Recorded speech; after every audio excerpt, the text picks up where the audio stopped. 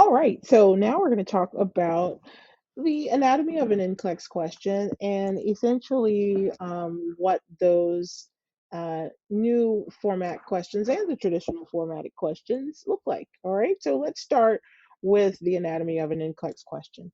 All right, so here is a demographic piece of information, age. You might also get gender.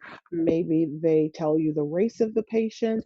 Are these critical pieces of information that are going to help you get towards your final answer on an NCLEX question? Maybe. It depends on the type of question, all right? But generally speaking, demographic information like age, gender, race, those pieces of information are usually helpful for a psychosocial question, a question where you're going to have to use the developmental stage of the person's lifespan to make a final decision. All right. Otherwise, unless you're comparing clients one to another, all right, say you have clients of different ages.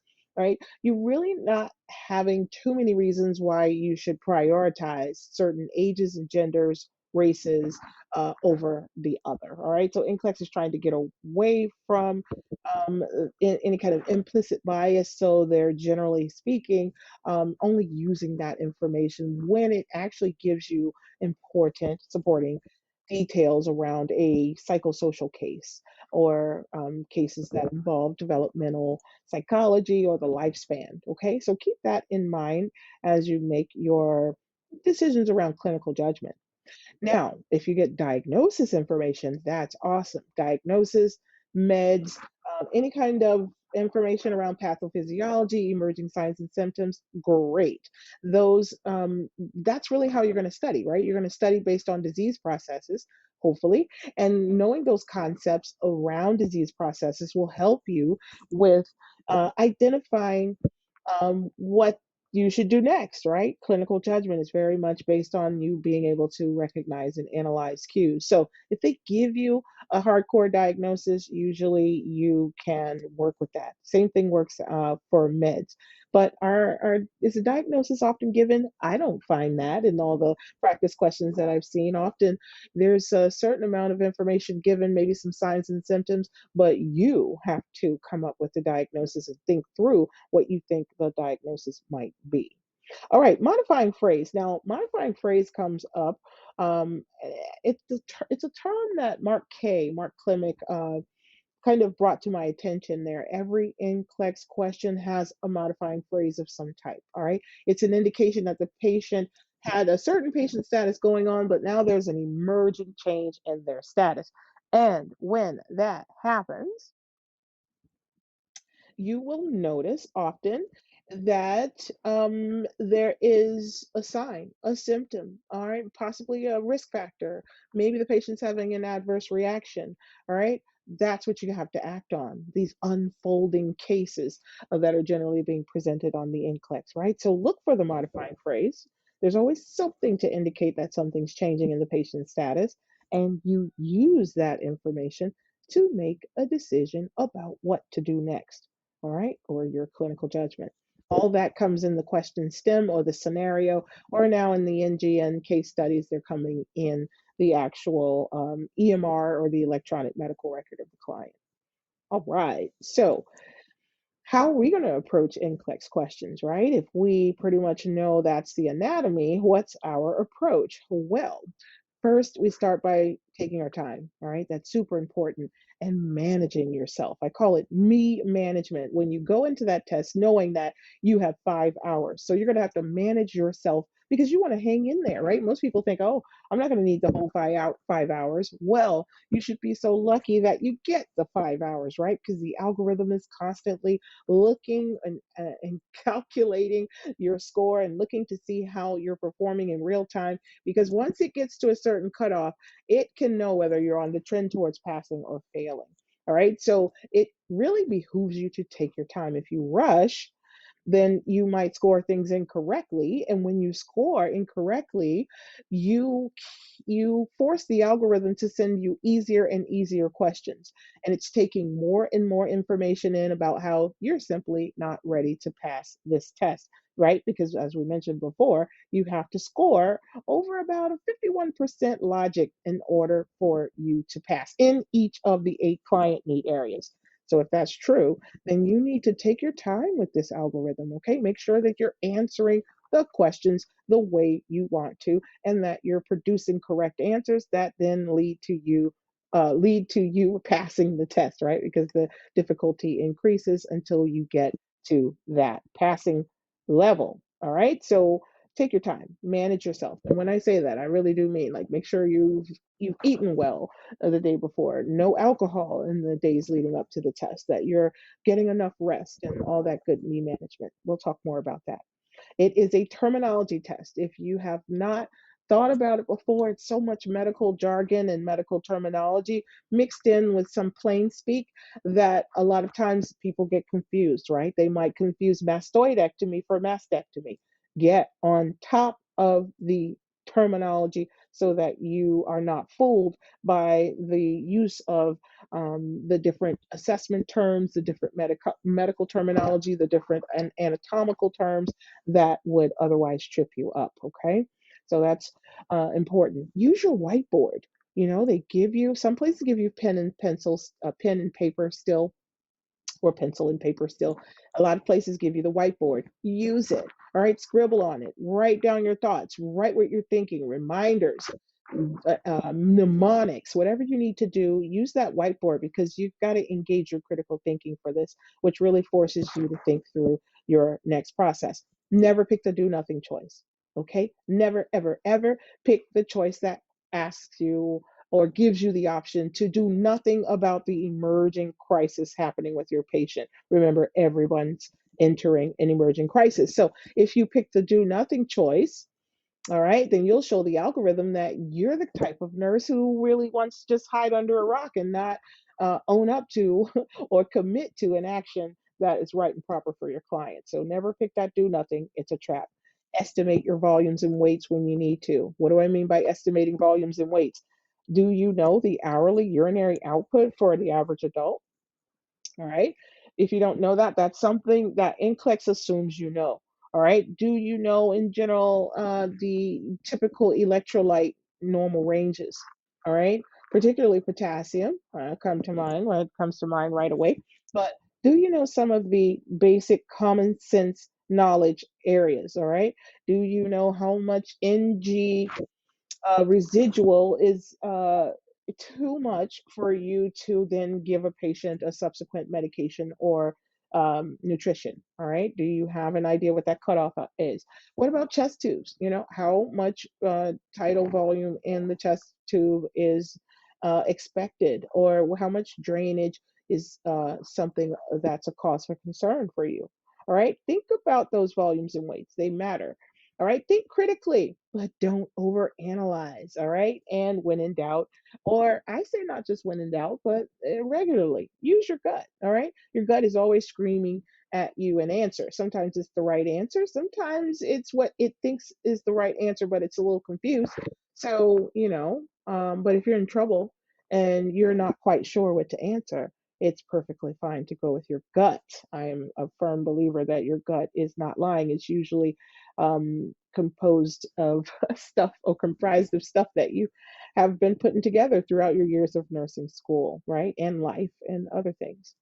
All right, so we're looking here at the 6 main kinds of NCLEX question types that we see right now. Let's quickly move through them because I don't mean for this video to be too long. I really just want to familiarize you with what you already know and then compare that with what's about to come. All right, let's start with the traditional multiple choice question. I'm going to say a few things about the multiple choice question that I don't typically say about the other questions because this is the most commonly used type of question on the NCLEX or really in nursing school or in a lot of your different college courses, right? Or, training courses, multiple choice. So it looks like this is usually a radial dial with a question and you make a single choice, all right? little bit more about it. You usually have four options, and it's never really five options or three options. It's always four. You may only select one. The radial dial or the radial button is used to limit your selection. So if you make a choice and then make a second choice, the first one will unselect. All right, it's worth 1 point. So for everything that you're doing with the multiple choice question, you're only going to get 1 point. All right. So so there's kind of like a zero or all or nothing scoring concept there with that. Now, there are going to be other types of scoring that we'll get into as we keep going, but for generally speaking, the multiple choice is 1 point for a correct answer. All right, let's talk about multiple choice questions really quickly. You got to know your nursing content. You do. You have to be solid with your nursing knowledge. Candace, Dr. Johnson, of course I need to be solid with my nursing content. Well, um, you know, in the past we've been able to kind of scoot by just learning facts, right?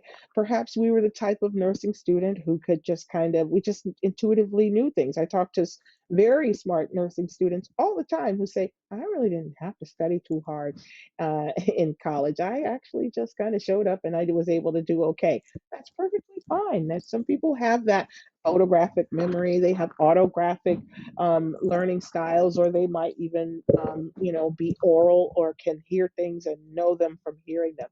However, you've got to, for this next gen NCLEX, know that nursing content. So you got to know the common sense as well. As I mentioned before, knowing those common weights and volumes. So I do encourage you to really get into a study plan that will allow you to organize what you know. Okay.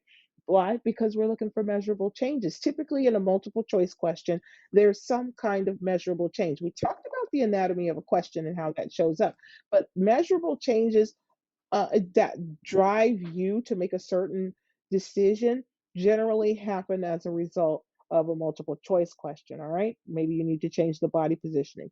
Maybe you need to check the urinary output. Maybe there's some new labs that came in. All right. You're checking your electronic medical record data to see what's changing. All right. It's called a trend. And whenever there's a trend or a change in your patient's data, hello, we have to decide what we're going to do about that. Okay. Now, with multiple choice questions, sometimes the correct answer types are similar, right? Where you get a group of questions and a bunch of them are similar and one is completely different, all right? Sometimes you get a group of answers and they're all wildly different, okay? So you really got to watch the patterns, and I'll try to point them out to you as we go further along in our journey together, because these terms, there's certain terms, keywords, certain key terms that give you a clue as to how you should answer your question. Okay. I have noticed a trend, and we're going to go quickly over these so that you can get a sense of what I'm talking about. And you can always pause your screen as I move forward with these practice questions, because I'll be moving fairly quickly if you want to get a little bit more of a deeper look at them. All right. But you get questions that ask for the best sometimes with the multiple choice question, right? Because you want one single correct answer, or you want a most likely, all right? Or you sometimes ask what you're going to do first or initially with the patient, right? Or you might ask what a priority is with your client, all right? Maybe they're asking what the correct action is for you to take, or what's appropriate for you to include in the plan of care. All right, these are all key terms, and I really want you to be able to notice the term and get a sense of the strategy that you're going to apply. All right, so whenever you see the word best, all right, we'll go through a couple examples so I can give you some way to think about that. But just look at those terms right now. Those are capitalized terms. Just take a look at them and let them kind of stand out to you. All right, because they're usually in bold on the NCLEX, and they're giving you a real cue or clue as to how you might move forward. Now, intervention style questions, we've really got to look out for those guys, because sometimes they show up and we're in such a trend of looking for similar answers or answers that are all right about the correct answer, that are looking for the right answer. Or when I say right, I mean correct, right, accurate. But sometimes the NCLEX is looking for the wrong answer, okay? And they usually have these terms requires further in there. This term requires further. You see that, and your brain should begin to switch to say, all right, I'm not looking for something that is a right action. I am looking for the wrong answer. Okay, they're called negative event queries, and they're questions typically asking you for what you recognize to be wrong or incorrect, all right, or something that requires further action, further education, further something. All right, usually it's test fatigue that makes you pick the wrong choice. So if test fatigue is a thing, it goes back to me management, right? I mentioned before that you have to learn how to manage your physiology, have to not become fatigued. All right, so make sure you're taking bathroom breaks, make sure you're looking away from the computer screen occasionally so that your eyes can adjust, make sure that you're properly hydrated, and make sure that you have enough glucose in the system to keep the brain functioning correctly. Okay, so these are important things for you to think through. The test is not just, I'll roll in there unprepared and do wonderfully. You really do have to think about these things ahead of time. All right. So use that whiteboard as I mentioned before, because sometimes with these multiple choice questions, you get a little turned around because you forget using, whether you're going for best, most likely, first, priority, correct, or appropriate, and then you get a little turned around. So use the whiteboard, mark off the choices if you need to, whether the best or the worst choices. Use the function within the NCLEX test that allows you to cross off things you don't like. That helps to remind you to keep what you do like. All right. You could even write out true or false on the whiteboard to remind you of what you're looking for. But it is key that you keep up and not underestimate the multiple choice question, because they have a lot of gnarly ways to present that question. Let's just take a look at a few. Okay, let's start with best. I'm going to read through the question, and then we're going to think about the answer, and then I'm going to show you the correct answer on the screen, and then we're going to move forward. But I really just want to illustrate to you in real time how this shows up. Okay, best. What is the best approach towards dealing with a delirious patient? Is it A, frequent reorientation to time, place, and name? B, frequent sedation with antipsychotics? C, frequent sedation with benzodiazepines? Or D, frequent 4-point restraints? All right, we're not going to get into the rationale of why, but I just want to give you a little bit of strategy before we move forward. If you see the word best in this bold face lettering, NCLEX is trying to say to you that whichever answer you select, it needs to be able to cover the widest range of patients. All right. If you can sit there and think, oh, well, it might not apply to this certain kind of patient, then that's not the best approach. Okay. You want a wide reaching, broad spectrum approach when you're going for the best. Okay. Not thinking about those patients we can kind of carve out in a sliver and say, well, wouldn't apply to them. Okay, that wouldn't be the best.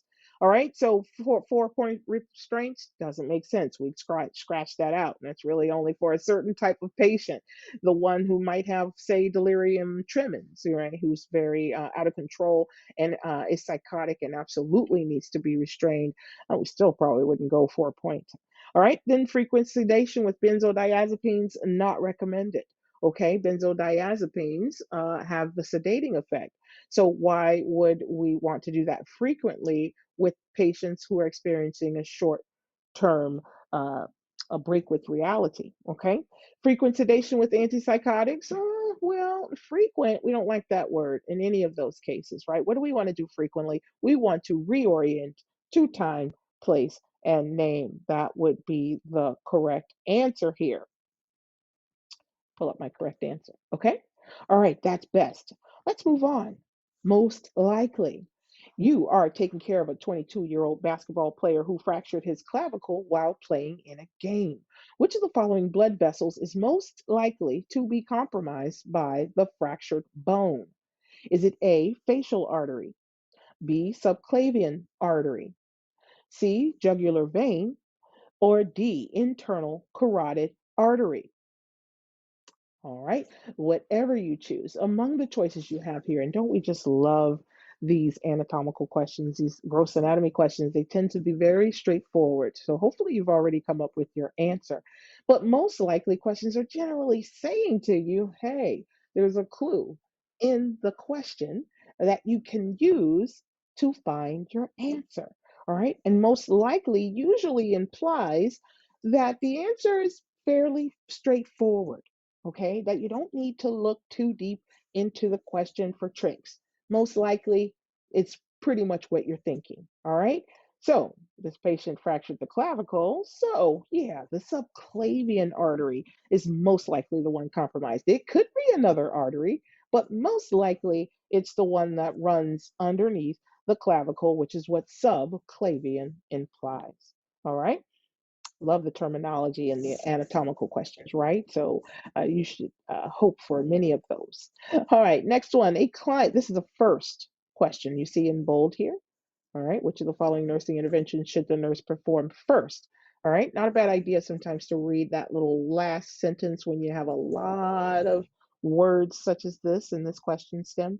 Doesn't hurt to get right to the meat of the matter and find out what you're looking for. All right, you're going to want to know what is to happen first. All right, keep in mind whenever you're prioritizing what's to happen with your client, that the first or initial action is not necessarily the priority action or most important action.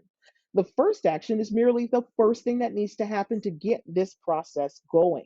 All right. It doesn't mean that it is the most important thing you'll do for your client. It just means what has to precede all the other actions. Okay. So keep that in mind.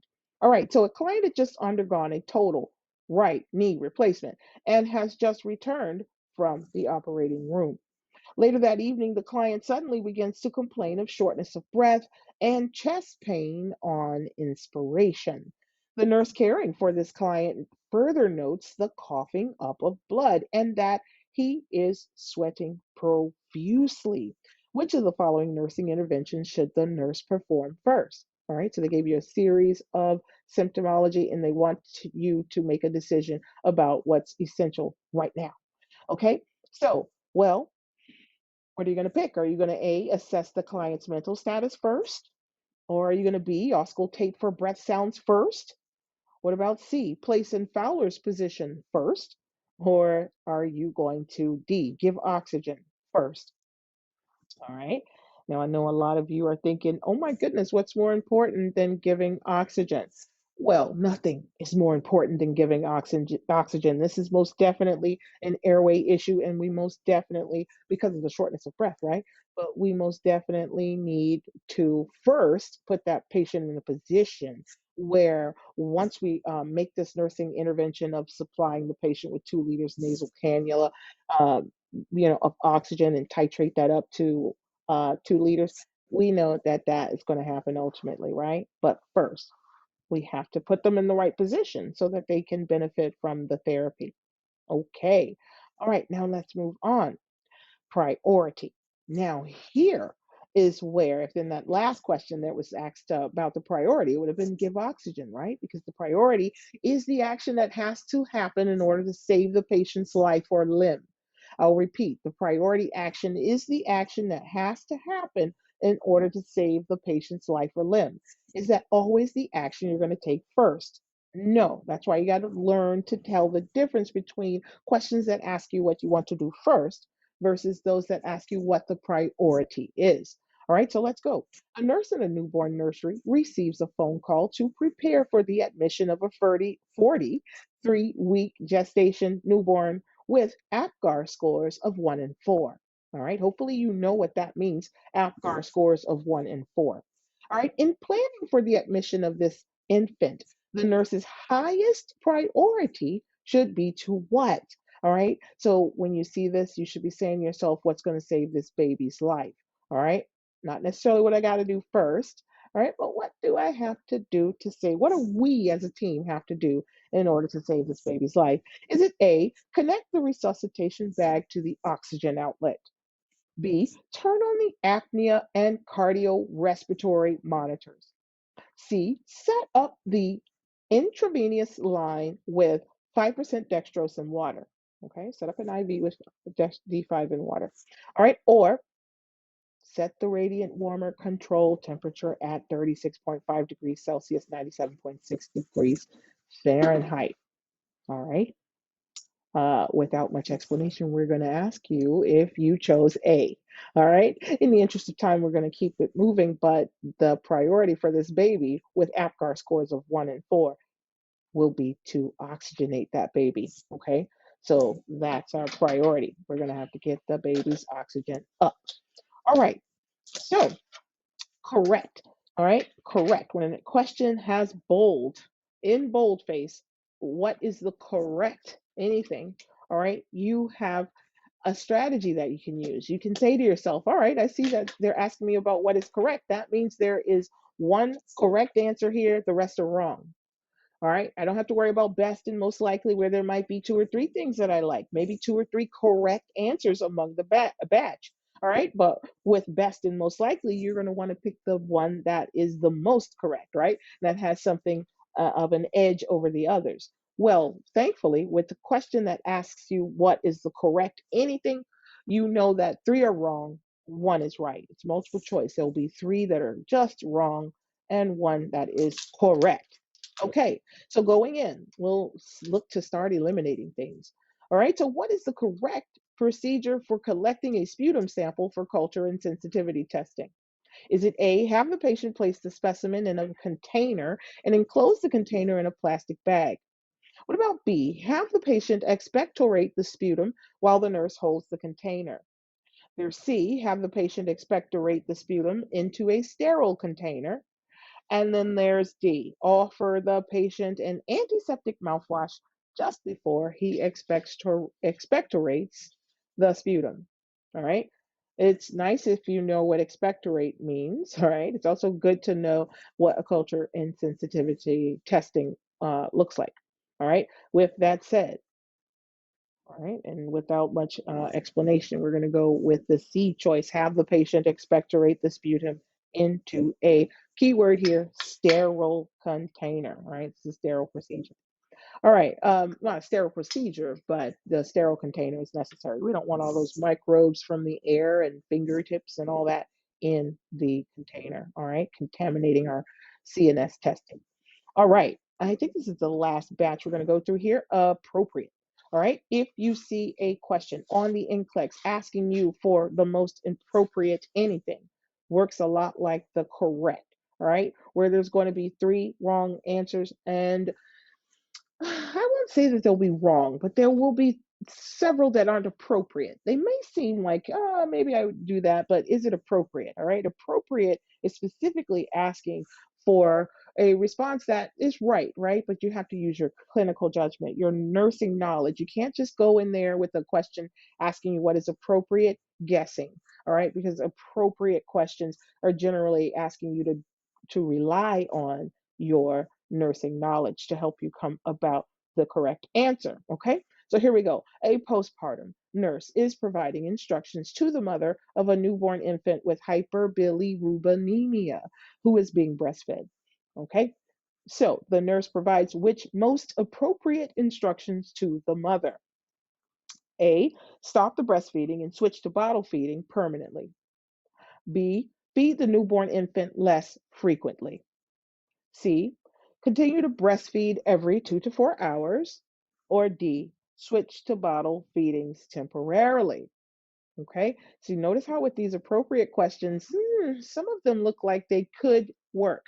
All right, some may even look like they're similar to one another. All right, so this is where your knowledge really matters. So when the knowledge comes into play, you really got to think about what the data, what the evidence, what you've learned in nursing school applies here.